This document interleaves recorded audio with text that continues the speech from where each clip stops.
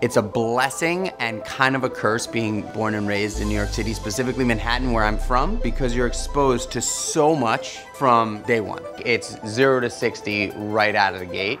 I've always paid attention to style. By the time I was 14, I'd gone through every single genre of hip hop, rocker, punk rock, raver, goth, whatever. I'd done it all. I took little bits and pieces of all that stuff and made it my own. And I think my style today is a reflection of that. For a look like this, the fact that it's navy on navy adds a little edge to it. I pay attention to those little things. When I worked at Frank, you'd walk in there at any time after 5 o'clock at night, and not only was it packed, but it was packed with all the right people. And I come from the world of New York City, kind of cool kid vibe thing. I think accessorizing with a little bit of jewelry is always a nice way to add your personal style, personal take to an outfit. You can always just make it feel a little bit extra by throwing on a few bracelets or a cool necklace.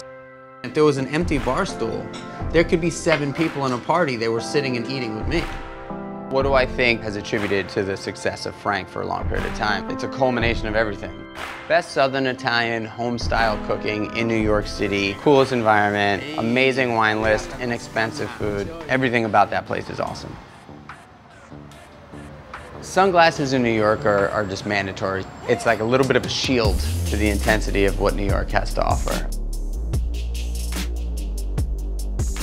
Daniel Holzman, who's my partner in the meatball shop, he used to come to Frank almost every night, and we would just spitball late night.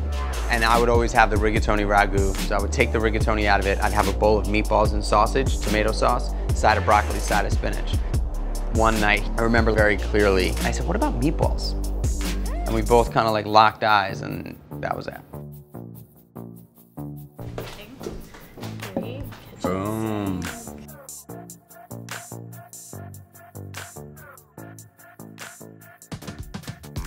In New York City in the springtime, you walk outside of your apartment and you're hit with this like undeniable energy in the air in New York. You can almost grab it.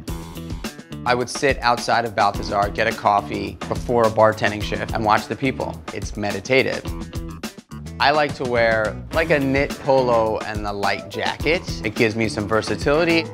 I can take it off, I can have it on my shoulder, I can do a bunch of different things with it. To see New York, what's really happening in New York, in terms of style, I don't think there's a better place to sit.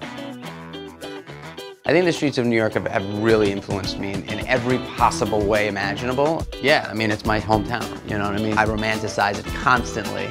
New York in the spring is special.